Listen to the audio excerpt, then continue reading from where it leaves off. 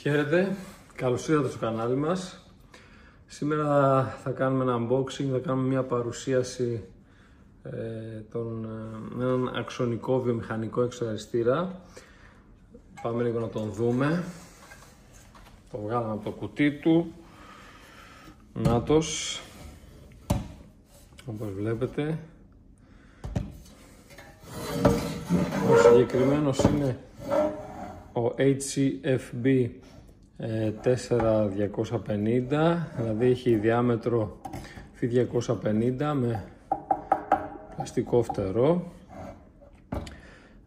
Ο συγκεκριμένος γιατί θεωρείται βιομηχανικός, γιατί έχει προστασία ο κινητήρας του IP65.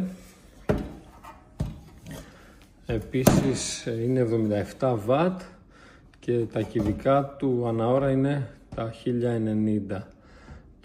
Η συγκεκριμένη σειρά εξαριστήρων φτάνει από F250 έως και 1 μέτρο διαμέτρο. Υπάρχουν άπειρες επιλογές σε ηλεκτροκινητήρες. Μπορούμε να βάλουμε και αντιεκρηκτικούς, μπορούμε να βάλουμε 900 στροφών, μπορούμε να βάλουμε τριφασικούς. Υπάρχουν αρκετές επιλογές για τις ανάγκες της εκάστοτε εφαρμογής και υπάρχει και επιλογή να πάμε σε μεταλλικό φτερό και όχι σε πλαστικό. Σε κάποιες εφαρμογές απαιτείται μεταλλικό και όχι πλαστικό. Τώρα μην σας παρουσιάζουμε αυτόν εδώ με το πλαστικό του φτερό. Θα πούμε ότι είναι η ναυαρχίδα της Soler Palau. Γι' αυτό έγινε γνωστή αυτή η εταιρεία, με την ανασχόλησή της με τους αξονικούς βιομηχανικούς εξαριστήρες. Θα πούμε ότι, να σας πούμε ότι ο συγκεκριμένος είναι κατάλληλος για αποθήκες,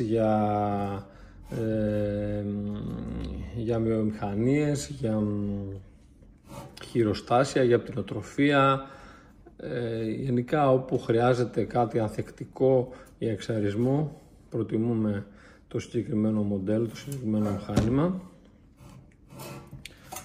Παλιά έβγαινε σε κόκκινο φτερό, τώρα για λόγους προστασίας του περιβάλλοντος μας ενημέρωσε το εργοστάσιο ότι δεν θα το βάφουν κόκκινο, θα είναι μαύρο. Ήταν σήμερα κατά τεθέν η κόκκινη φτερωτή.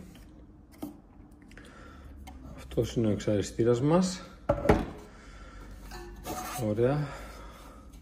Ευχαριστούμε για την θέαση.